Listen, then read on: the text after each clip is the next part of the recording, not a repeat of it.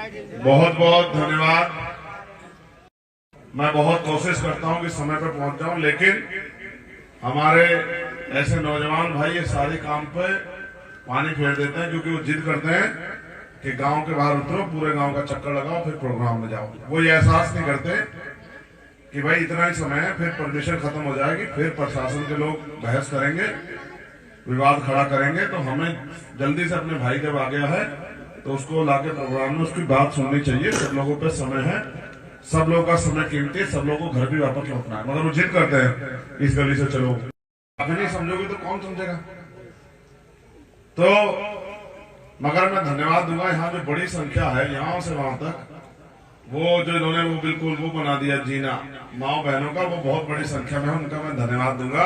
इधर भी खड़ी और इस मंच पर उपस्थित इस गांव के और क्षेत्र के सभी जिम्मेदार लोग, हमारी पार्टी के सभी सम्मानित नेतागण और भाई हरिश्चंद्र भगत जी जो इस क्षेत्र की लंबे समय से सेवा कर रहे हैं, लगातार बेचारे लगे रहते हैं, तमाम और साथी विधानसभा के जिले के।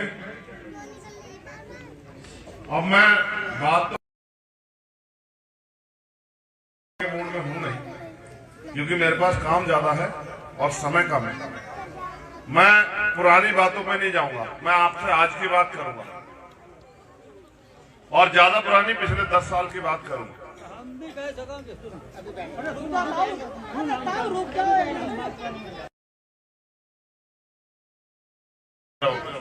जी हम आपके आगे हाथ जोड़ के कहो, आप अब दिखाई देगा, हम भेड़ भी दिखाई दे जाइए। बैठ जाओ, शांत हो जाओ, शांत हो जाओ, मुस्कुराओ मत। इतने अच्छे काम नहीं किए जो मुस्कुरा रहे। ये बढ़िया बात की इन्होंने, इन्हें पता है कि मैं कौन हूँ। सब बैठ जाओ। कभी किसी गरीब के लिए लड़के देखोगे तो एहसास हो जाएगा आदमी अपने घरों तक सीमित है। आप में से कोई कितने लोग जानते हैं मुझे? हाथ उठा के बता दे। आप नहीं जानते सर? अगर आप जानते तो बात हमसे कहते नहीं। हमारा नाम है चंद्रशेखर आजाद, जो समाज के लिए 16-16 महीने जेल काट के, आपने तो मुंह उठा कह दिया 1 मिनट में दिख जाओगे दिख जाओगे। हम तो बिना बुलाए जाने वालों में से है। ये जो हमारी बहने माए बेटे, बताओ किसी गरीब पे हाथ जाती तो चंद्रशेखर जाता है नहीं जाता? बताओ। क्या मैं कोई नौकरी बिजनेस रोजगार करता हूँ क्या? मैं 24 घंटे समाज की सेवा करता हूँ। एक लाठी पड़ती है ना तो जीभ बाहर निकल जाती है। मैं 250 लाठी खा के जिंदा खड़ा हूँ, गोली खा के भी। समाज के लिए मेरी कोई व्यक्तिगत लड़ाई नहीं है। मेरे पर जितनी आपकी उम्र है इतने मुकदमे है मेरे ऊपर, वो मेरा उनमें से एक भी व्यक्तिगत नहीं है। आप कल का अखबार उठा लेना, आज भी मैं छपाऊंगा मेरे मुकदमे जो मैंने नामांकन किया। ठीक है, 40 तो मुकदमे मेरे पास वैसे चल रहे हैं कोर्ट में, और बाकी कितने पेंडिंग है ये भी नहीं पता, और इनमें से एक भी मेरा नहीं है। सब गरीबों की लड़ाई लड़ते हुए। बहुत अच्छी बात कही। आप ठेकेदारों को नेता मानते हो, उद्योगपति को नेता मानते हो, पैसे वाले को नेता मानते हो, लंबे कुर्ते वालों को नेता मानते हो, आप रानी महारानी के बेटे को नेता मानते हो, आप जो 20-50 साल से राजनीति कर रहा उसको नेता मानते हो, नए आदमी को मौका नहीं देते हो, और ये कहते हो जिंदगी बदल नहीं रही। कहां से बदल जाएगी? चोर लुटेरों को नेता मानते हो, डकैतों को नेता मानते हो, भ्रष्टाचारियों को, घूसखोरों को, कमीशन एजेंटों को नेता मानते हो।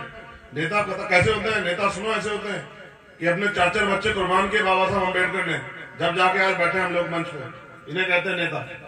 अपने पूरी जिंदगी कुर्बान की माने और काशी राम साहब ने, उनको कहते हैं नेता। चौधरी चरण सिंह जी जमींदारी उन्मूलन जाके किया, तब जाके गरीबों के पास जमीन आई, और एक शेरवानी में प्राइम मिनिस्टर होते हुए पूरी जिंदगी काट दी। इन्हें कहते हैं नेता। प्राइम मिनिस्टर आज के 10 करोड़ का सूट पहनते हैं, उनको भी आप नेता मानते हो। और कुछ लोग तो उनको भगवान मानते हैं कि भाई वो तो युग पुरुष आ गए। वो 1 नंबर के झूठे हैं, धर्म के जाति के आधार पर राजनीति करते हैं, लोगों की भावनाओं से खेलते हैं। जब भी कोई उनसे सवाल करता है तो धर्म को बीच में ले आते हैं। जब भी कोई सवाल खड़ा करता है तो उस पर धर्म विरोधी होने का ठेका लगा देते हैं कि धर्म विरोधी है। आज किसान इस देश में बेहाल है। अखबार पढ़ा करो, 27 रुपया है किसान की। 27 रुपए बताओ, घर पूरे दिन का खर्चा उठ जाता है? नहीं उठ जाता एक परिवार का? 27 रुपए अगर कोई आपके घर में आ जाएगा मेहमान तो 50 रुपए का नाश्ता और चाय में लगेगा खर्चा। सरकार कहते हैं 27 रुपए आए में किसान खुशहाल है। आज मजदूर को मनरेगा के जरिए जो पहले 100 दिन का वादा हुआ था, 25 दिन काम नहीं मिल रहा है। 25 दिन 300 रुपए का, 350 का सिलेंडर 1150 रुपए का हो गया। 120-30 रुपए का आने वाला बिजली का बिल 600 रुपए का हो गया। 20 रुपए की आने वाली दवाई 100 रुपए की होगी। 45-50 रुपए का पेट्रोल 100 रुपए का हो गया। 60-65-70 रुपए का आने वाला खाद तेल, सरसों का तेल 200 रुपए का हो गया। एक जूता चप्पल जाके देखोगे बाजार में तो पता लग जाएगा कि कम सड़े से सड़ा जूता 200-400 रुपए का आता है। और ये सरकार 500 रुपए पेंशन देती है वृद्धाओं को, विधवाओं को, विकलांगों को, वो भी सबको नहीं देती। वो कहती है 500 रुपए में पूरे महीने खर्च चल जाएगा। कहां से चल जाएगा पूरे महीने खर्च? 500 रुपए में सर्दी में सोन नहीं आता, एक अच्छी सी जर्सी लोगे वो नहीं आती। तो ये पूंजीपतियों की, पैसे वालों की सरकार है और ये उनके लिए काम कर रही है। ये आपका 10,000 रुपए माफ नहीं करेगी, लेकिन पैसे वालों का ये लाखों करोड़ रुपए माफ करती है। इन्होंने कहा हम काला धन लाएंगे और इनके कितने ही पूंजीपति मित्र लाखों करोड़ों रुपए लेके यहाँ से देश से गायब हो गए। आपने नहीं, तब नहीं माना आपने, अच्छी बात हुई।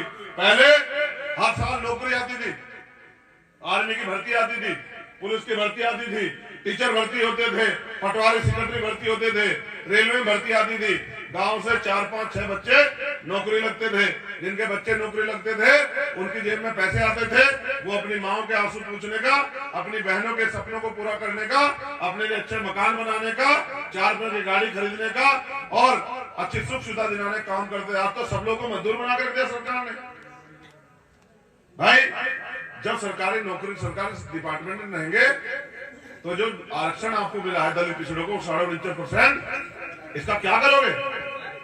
आप अगर जागरूक हो तो बताओ कि हरियाणा में जब जाट समाज के लोग आरक्षण आंदोलन कर रहे थे, किसने चलाई गोलियां? कौन सी पार्टी की सरकार थी? अगर आप जागरूक हो तो बताओ, किसकी सरकार थी बाबूजी? बीजेपी की। जब राजस्थान में गुर्जर समाज के लोग एमबीसी के लिए आरक्षण के लड़ाई लड़ रहे थे, किसने चलाई गोलियां? 74 गुर्जर समाज के लोगों पे। वसुंधरा राजे की बीजेपी की सरकार थी। जब 2 अप्रैल 2018 का आंदोलन हुआ, 17 दलित समाज के बच्चों को गोली से भूनने वाली किसकी सरकार थी? ये भारतीय जनता पार्टी की सरकार थी। पुरानी पेंशन खत्म करने वाली किसकी सरकार थी? अटल जी की सरकार थी, भाजपा की। और आज सारी सरकारी नौकरियों, सरकारी डिपार्टमेंट को अडानी अंबानी को बेचने वाली किसकी सरकार है? भाजपा की सरकार। ये जो हमारे पुलिस के भाई खड़े हैं, इनको भी नहीं पता कि देश में मानव रहित थाने बन रहे हैं। पहला थाना गुजरात में बन गया है, कल इनको भी नौकरी से निकाल के इनको कहेंगे कहीं जाओ। अब वो नया कानून लिया है, 40 बच्चों से कम जिस स्कूल में होंगे वो स्कूल बंद करेंगे। किसके बच्चे पढ़ते हैं प्राइमरी स्कूल में? इन्हीं गरीबों, किसानों, मजदूरों के बच्चे, पैसे वालों के बच्चे नहीं पढ़ते। क्या है आपके क्षेत्र में?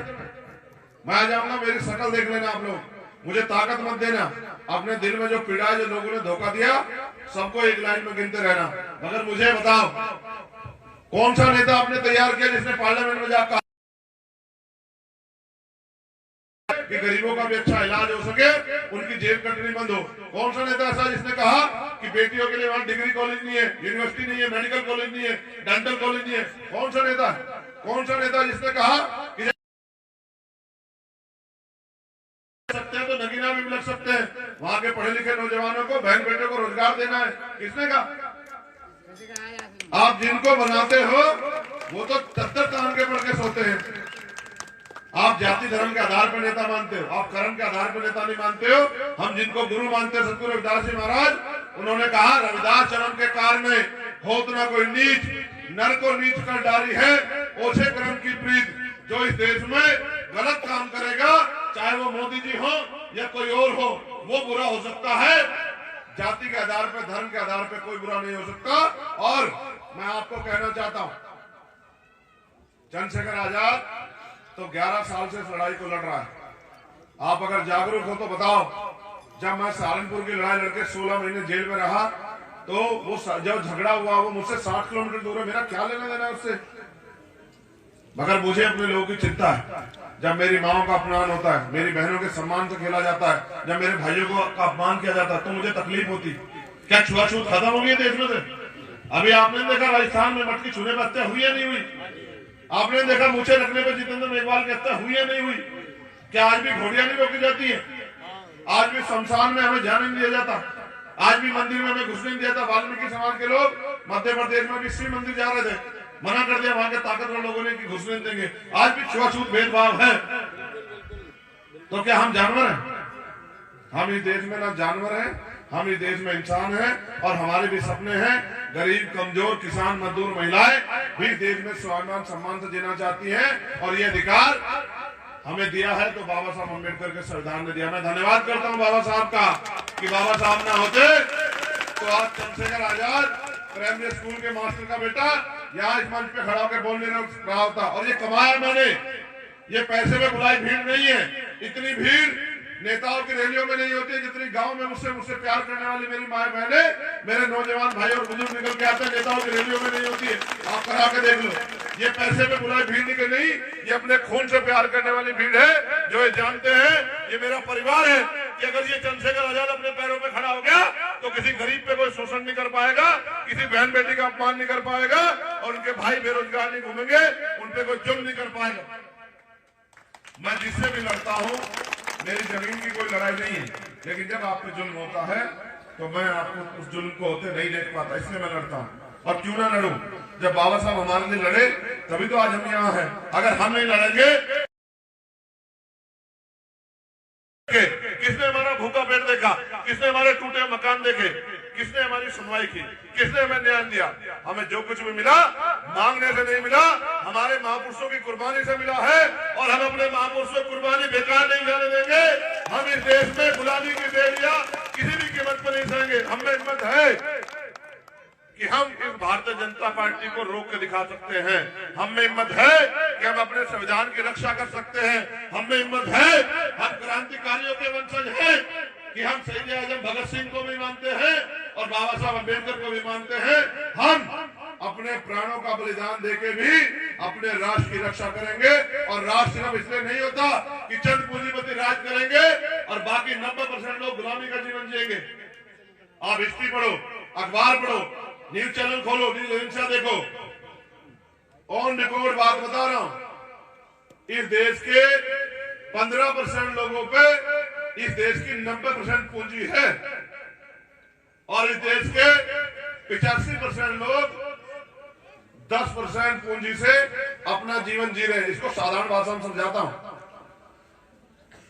इस देश में 100 रोटियां हैं, 15 लोग 90 रोटी खा रहे हैं। होता है क्यों इस देश में सरकारी नौकरियां नहीं आ रही? मैं आपसे बस ये कह रहा हूं, मैं जज्बाती व्यक्ति नहीं हूं, मैं पढ़ा लिखा वकील हूं। आपको आज जरूरत है एक वकील की जो सरकार के सामने जाके आपके क्षेत्र की दलील को मजबूती से रखे पार्लियामेंट में। क्योंकि प्रैक्टिकल बात सुनो, माँ अपने बच्चों को तब तक दूध नहीं पिलाती जब तक बच्चा रोता नहीं। मेरी माँ बैठी है, बता देना मैं झूठ बोल रहा हूँ क्या?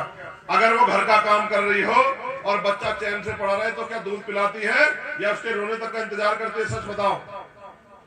जब वो रोता है आप किसी दफ्तर में चले जाओ, बिना घूस दिए कोई काम नहीं होता। अगर 500 रुपए की पेंशन बंधवाओगे तो 500 रुपए की घूस देनी पड़ेगी।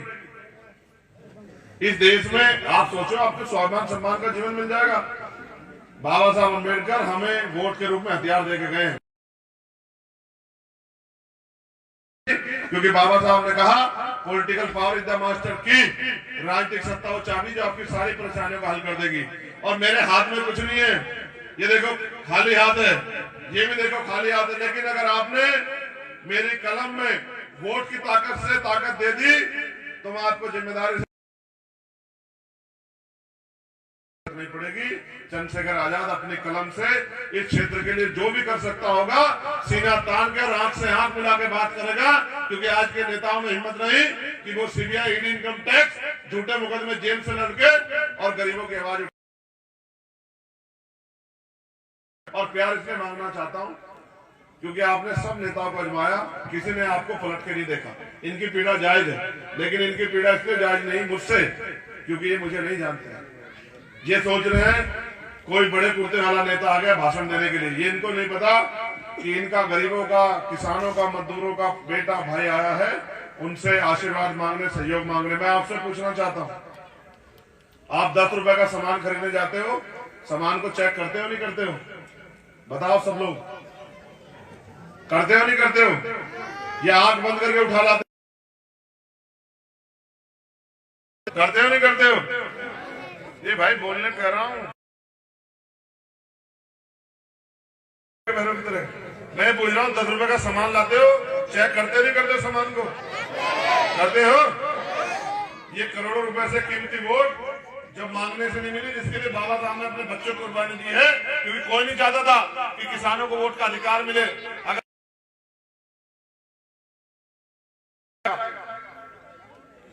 सब ये कह रहे थे वोट उनको मिले जो लगान देते हैं, सब कह रहे थे वोट उनको देने का अधिकार मिले जो व्यापारी है, सब कह रहे थे वोट देने का अधिकार उनको मिले जो पढ़े लिखे हैं।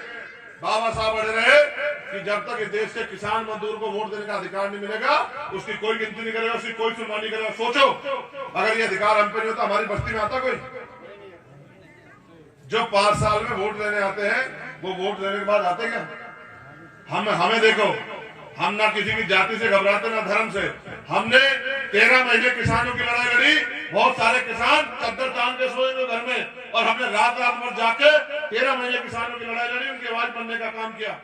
जब पहलवान बेटियों को जाट समाज की बेटियां बता के उनको अपमानित करने का काम किया, बहुत सारे समाज के नेता सीना तान के भीम आर्मी के साथ जाओ मैं तुम्हारे साथ हूँ, अकेला मत समझना। और जब दलितों पे गए, पिछड़ों पे, आदिवासियों पे, अकेला चंद्रशेखर भीम आर्मी को लेकर खड़ा था कि घबराना मत। 69,000 शिक्षक भर्ती में 20,000 पदों पे घोटाला हुआ, 800 नौकरियां छीन के यहाँ आया हूँ। इन्होंने रात में सरकार के लोगों ने मेरी 5 गाड़ी तोड़ दी। आपने देखा होगा टीवी पे भी और फोन में भी।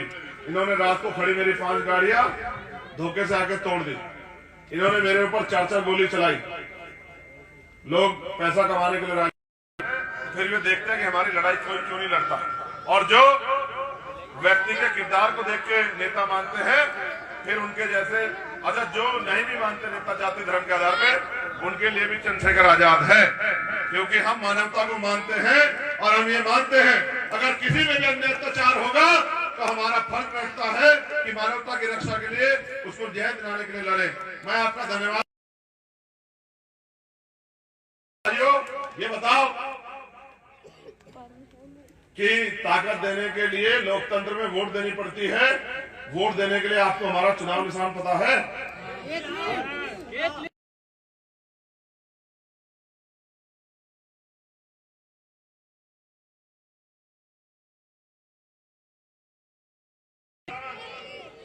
ये देखो,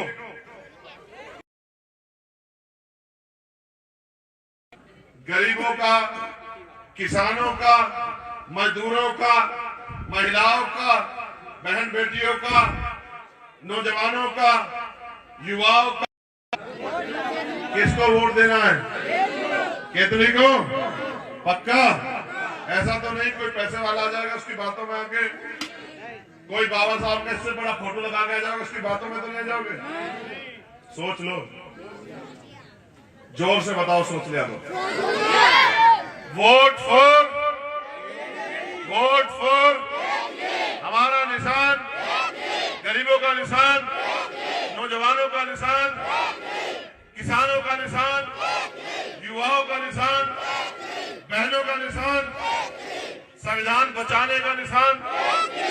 मेरे बाद आज कल परसों तरसों 10 दिन के अंदर पैसे वाले लोग आएंगे। हो सकता है मेरे से अच्छे कपड़े उनके हों, वो बढ़िया महंगे महंगे करके करेंगे। शराब पी के भूल तो नहीं जाओगे? ये शराब नहीं है, ये हमारे बच्चों का खून है। हमें खरीदने के लिए वो हम पे इस तरह के डोरे